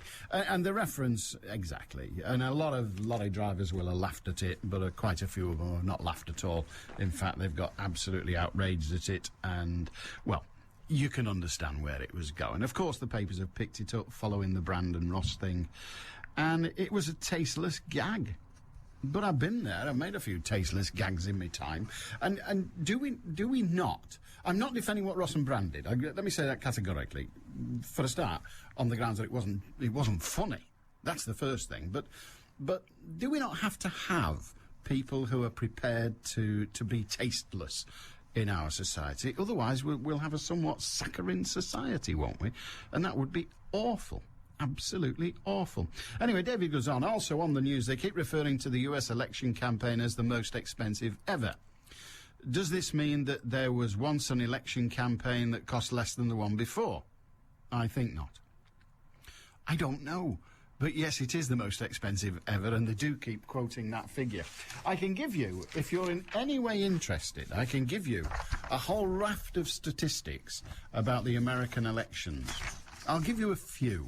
I don't want to send you entirely to sleep. $5.3 billion, that's £3.4 billion, the cost of the 2008 election for President and Congress, according to the non-partisan Centre for Responsive Politics. So the cost of the presidential election alone, £1.5 billion. That's the cost of it. By far, that's the important bit, by far the most expensive in history. What else should we say? Here we go. The amount raised by Mr. Obama between January 2007 and October 2008, $517 million. $517 million. During the same period, McCain raised $253 million. It's extraordinary, isn't it? The number of people expected at Obama's election night party in Chicago, Illinois, 1 million. That's quite a party, wouldn't you say? 1 million people are expected to turn up to party with Barack Obama on election night party. Extraordinary. 200,000 people, the number of people who attended Mr. Obama's speech at the height of his world tour. This was in Berlin, in Germany. Quite amazing, these numbers. The number of minutes Obama spent in debates during his primary and general election campaign, 2,600. For McCain, 2,100. The number of electoral votes needed to become the 44th President of the United States, 270. 72, that's McCain's age. 30 minutes, the length of Obama's campaign infomercial as he became the first presidential candidate in 16 years to buy a half-hour prime-time advertisement. They mean nothing, these figures, absolutely nothing, but are fascinating nonetheless. The number of times Sarah Palin winked at the camera during a 90-minute vice presidential debate with Joe Biden. Joe Biden, poor soul, is a bit like the man who painted the floor of the Sistine Chapel. Nobody knows who he is. He's actually the running mate of Barack Obama, but you wouldn't know it. Which is a shame, really, because within 5 years he'll be president when Obama's shot. Anyway, she winked at the camera 5 times. I don't know whether that was good or bad, but people may well have said, I don't care what they do, I'm not voting for a winker. 0161 228 22. What? 2255. Alan, if there was any excuse to reintroduce the birch, this is it. Wargraves officials say they're shocked by the theft of 5 bronze panels from a war memorial in Manchester. Public flogging is what's required, he says. Well, maybe so. We best catch them first, of course. Alan, I don't know if your caller regarding teaching of the Holocaust is correct, but the below is taken from the BBC News site. Some schools avoid teaching the Holocaust and other controversial historical subjects as they don't want to cause offence, according to research. Teachers fear meeting anti-Semitic sentiment, particularly from Muslim pupils, the government-funded study by the Historical Association said. It also said that the way the slave trade was taught could leave white and black children feeling alienated. The Historical Association reports teachers and schools avoid emotive and controversial history for a variety of reasons, some of which are well-intentioned. Staff may wish to avoid causing offence or appearing insensitive to individuals or groups in their classes. Well, thank you for that, Brian. What Louis was answering was a more specific question, and that is it still part of the curriculum? And the answer to that question, according to Louis, is yes. Whether the teachers then teach it, well, that's a matter of a more local decision. One of your calls was over the Cuban Missile Crisis. A little-known fact at the time, and now only unearthed, was that the 3 Soviet subs shadowing the Soviet ships were carrying nuclear-armed torpedoes. One of the subs was attacked by a United States, and the order was given by one Soviet sub-captain to fire the nuclear-tipped torpedoes. Look for everyone, the lead captain of the 3 subs overruled the order. Well, nuclear-tipped is not nuclear.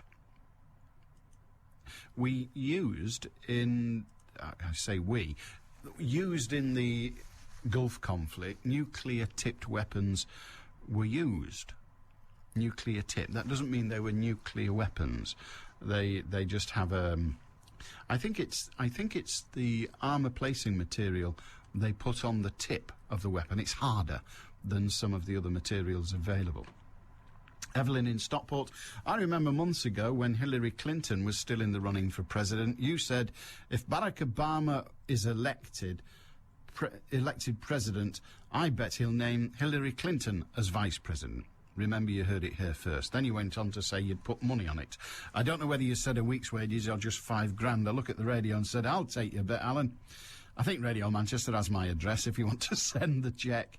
Yeah, well, he's not elected president yet.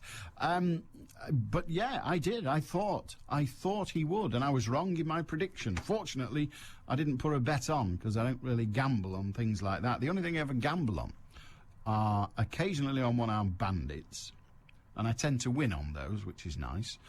And I sometimes have a bet on the National, but I haven't done for the last couple of years. I occasionally buy a lottery ticket, but not, yeah, there you are, so don't. I have to call the talking clock while I'm at work so that we can synchronise all the recording equipment, says Terry in Tilsley. As excuses go, Terry, that's about the feeblest, if I may say. Yes. Bye, Legion. My 16-year-old daughter has been to visit Belson as part of her history GCSE at school this year. What did she think? I mean, is that not early in your life for such a thought? I would like to visit Belson, Auschwitz, any of those. I'd like to visit to see if you can. Everybody tells me you can feel the crime of it. You can feel the pain of it. I don't know. I don't know whether I would, not having a soul and all that. But I don't know whether 16 years old, can you absorb those kind of emotional-led moments? I don't know. I kind of hope you can't, but you probably can.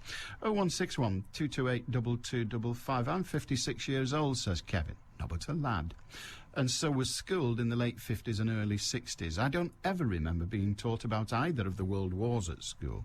My wife, of a similar age, befriended a girl in her class who had German parents because others in her school victimised her. I wonder what they teach in schools in Germany today, or what they taught back then. I don't know what they taught back then, but certainly they teach the Holocaust in German schools now. In fact, it's a criminal offence in Germany to deny the Holocaust, as it is in Austria, which is why that cretin David Ergin got locked up for not quite long enough. Another century would have done it for me. It's just gone 20 to 2 on BBC Radio Manchester.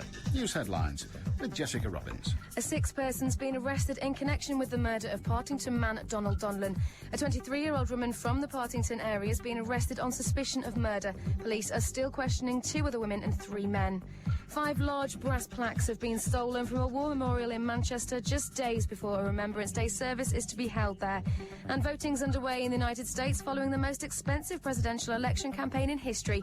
Record numbers are expected to turn out, adding their ballots to the 29 million who've already voted. Manchester's weather: showers, some of them heavy, and a top temperature of 10 Celsius. BBC Radio Manchester 2020 traffic. Let's take a look to the M60 firstly, and traffic not doing too badly between junction 23 at Ashton-under-Lyne all the way through to 18 at Somerset Island. But if you're heading on to the Pennines over the M62, watch out, it's still fairly murky around junction 22, Rishworth Moor. Quite a lot of fog around, and we've had quite a few heavy downpours of rain, so do take it carefully. Don't forget, there's a revised service on cross-country services between Birmingham New Street and York due to ongoing engineering works on the tracks. Make sure you check with National Rail before you travel. And the 2 tram stops at Manchester Piccadilly and Piccadilly Gardens, again still closed off whilst engineering works continue. Don't forget, if you can update me further, call in on 0161 244 4951. I'm Carla Banks. BBC Radio Manchester Sports with Joanne Smith. Good afternoon. Gary Neville and Rafael da Silva are fighting it out to play at right back for Manchester United's Champions League group match at Celtic tomorrow night. Defender Wes Brown is sidelined with an ankle injury, while 19-year-old reserve team captain James Chester has been included in the 23-man squad. Well, lifting the Champions League once isn't enough for Manchester United midfielder Michael Carrick. He believes the winning mentality with the Reds has made him want to win even more trophies. Well, he's set for his first European appearance since their success in Moscow last season. I've learnt that already being at this club just for a couple of years now, that winning things spurs you on to want to win more. It's not a case of I'll settle for that. Come the end of my career, at least I've won something. It's a case of I want to do it again and again, and obviously winning the Champions League. If we could manage to win that again this year, and no one's done that, so that would be an incredible achievement. So that's the goal, you know. We've got to set ourselves high standards here, and we've done it once, so why not again? Meanwhile, United's games against Chelsea and Everton at Old Trafford in January have both been rescheduled due to television purposes. The Reds will now play Chelsea on Sunday the 11th with a 4 o'clock kick-off, while the Everton game switches to Monday the 2nd of February at 8 o'clock. Wigan Athletic have confirmed Lee Cattermole is available to play for Stoke on Saturday. The midfielder is currently on 4 yellow cards, and some reports had suggested he'd be suspended for the fixture. Liverpool will give a late fitness test to striker Fernando Torres to see if he can face his old club Atletico Madrid in the Champions League at Anfield tonight. Torres has missed recent games with a hamstring injury. Chelsea, meanwhile, are away to Roma. The man charged with selling Newcastle has revealed 2 very serious contenders have emerged as buyers. Keith Harris hasn't named those involved, but he believes a sale will go through before the end of the year or early January. Tonight, Bury and Rochdale will be looking to book their places in the semi-finals of the northern section of the Johnstone's Paint Trophy. The Shakers go to League 2 leaders Darlington, while Rochdale will be hoping to upset League 1 leaders Scunthorpe. Stockport captain Michael Rains continues his comeback from a hamstring injury tonight. The county defender is expected to play some part in their Cheshire Premier Cup match at Crewe. Meanwhile, Rains' manager Jim Gannon has admitted he's mentally tired after a demanding fixture list over the last couple of weeks. County are a point off the playoff spots after 3 wins and a draw from their last 4 matches. But Gannon says it's proving even more difficult now to tell players they've not made the team. My brain is really tired. It's been a difficult 2 weeks preparing for 4 games, mixing and matching the players, adopting the right tactics, and the hardest thing is having them conversation with players who perhaps should be in the team but aren't, or should be on the bench and ain't. And it's difficult because you've got such a healthy squad, somebody has to lose out.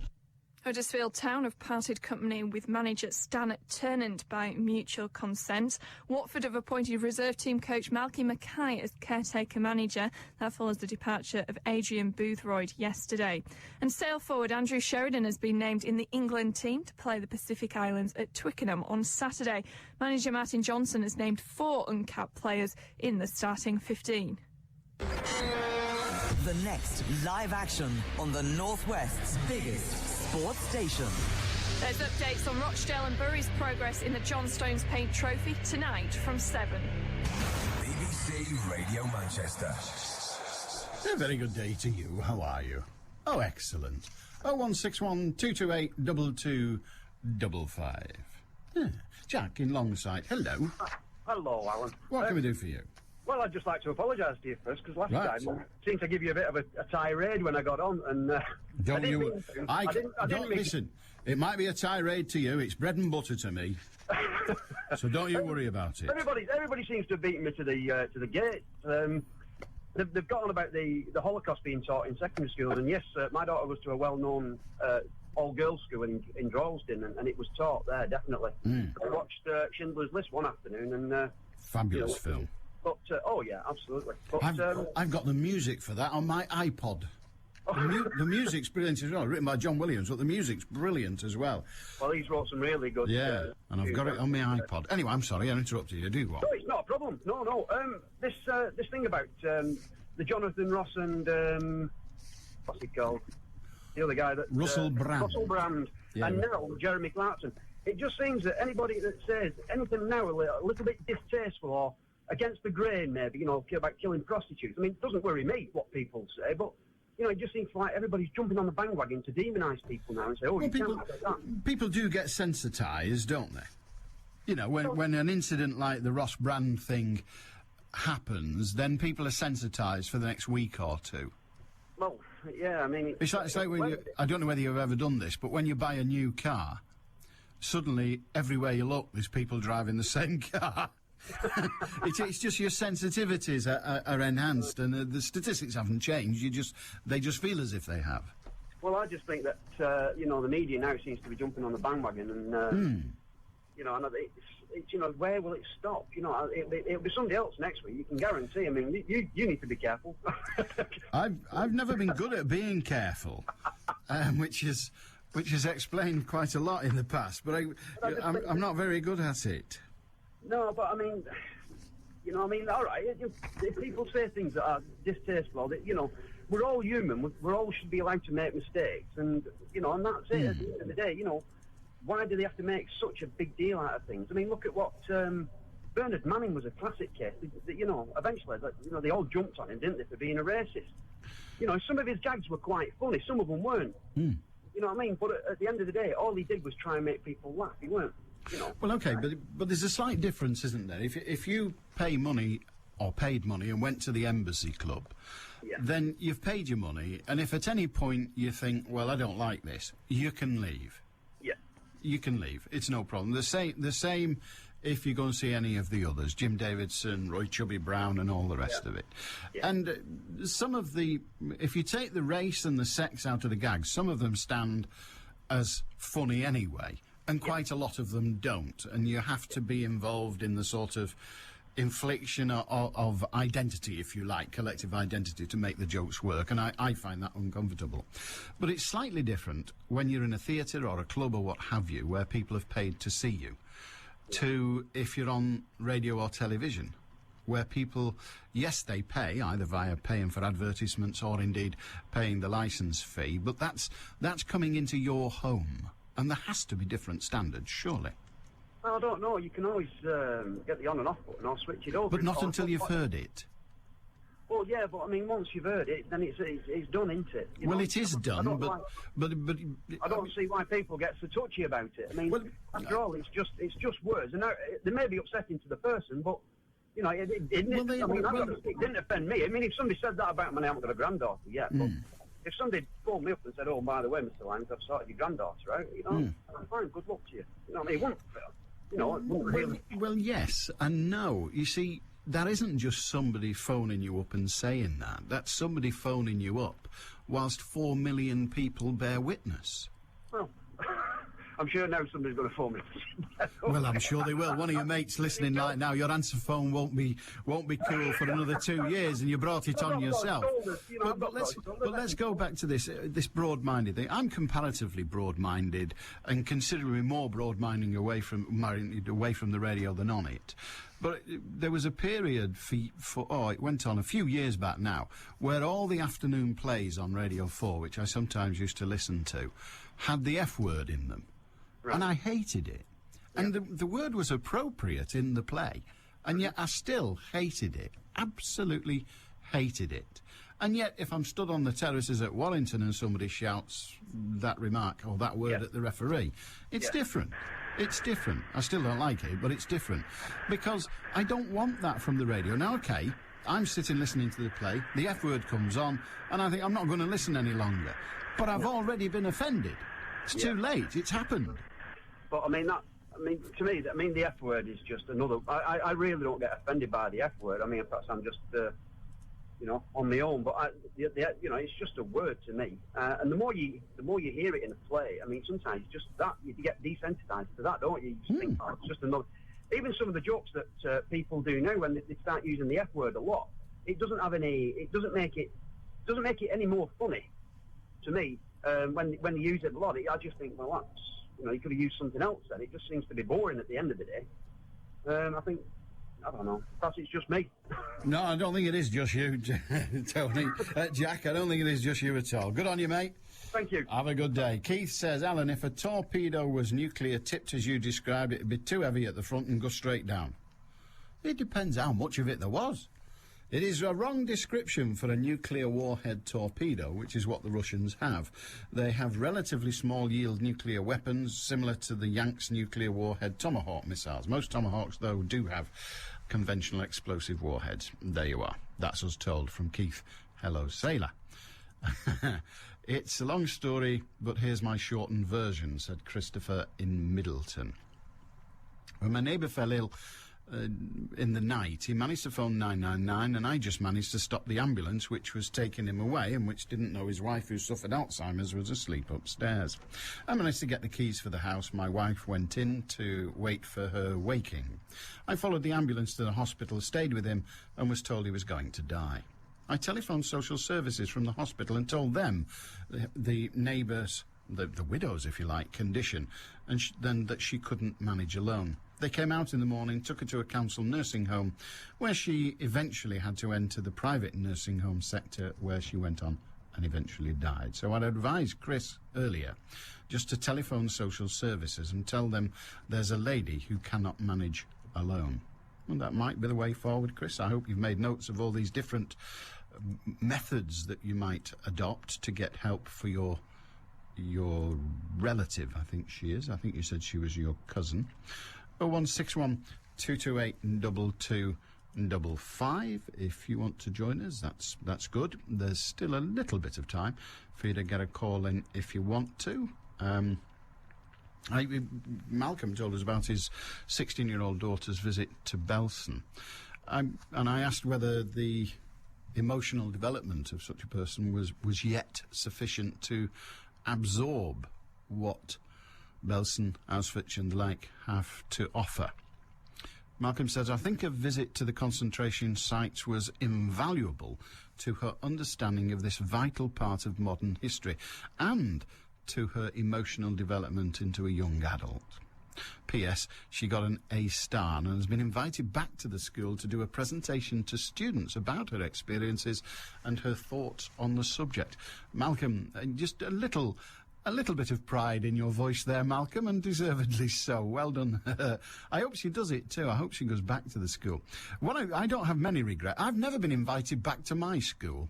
I can't imagine why. Mornings sound better with Eamon O'Neill and Diane Oxbury. Eamon and Diane. DIY projects are going on in my house at the moment.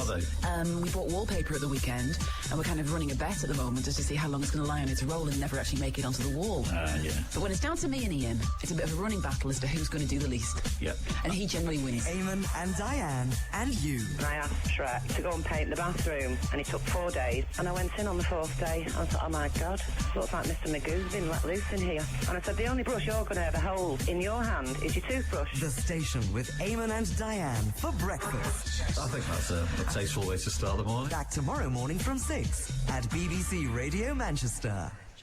Pete sends me this. I went to see the Emery Douglas exhibition at Urbis on Sunday and can recommend it to anyone who's in the least bit interested in the current American election as to why the black population are so excited at the chance that they'll have a black president. It's a very disturbing view, and whilst we lived through the Black Power, Black Panther period, we were so protected and sanitised from it in the UK, it comes as a shock to remember what total monsters the US government and racists were back in the 60s and the 70s. Have we learnt that much since then, asks Pete. Well, I'm going to Urbis on Thursday. There's an awards ceremony that I'm presenting some awards at, and I'm going to Urbis on Thursday, so...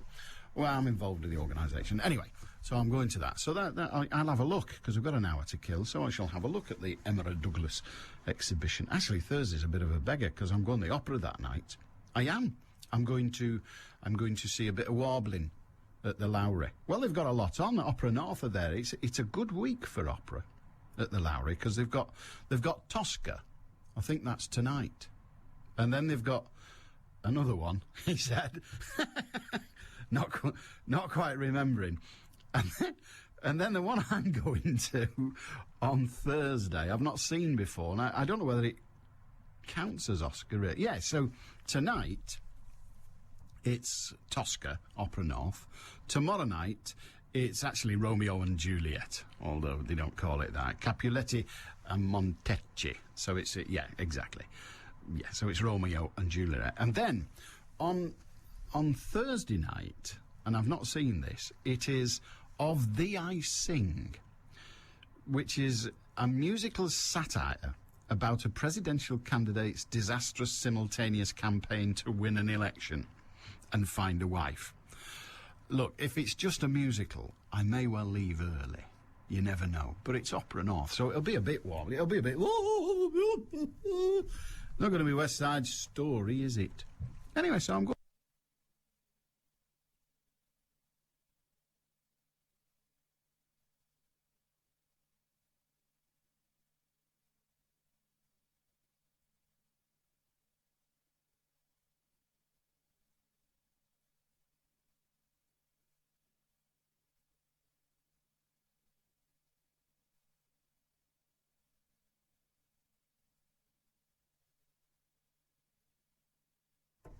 Oh, 0161 228 2255 if you want to book a call.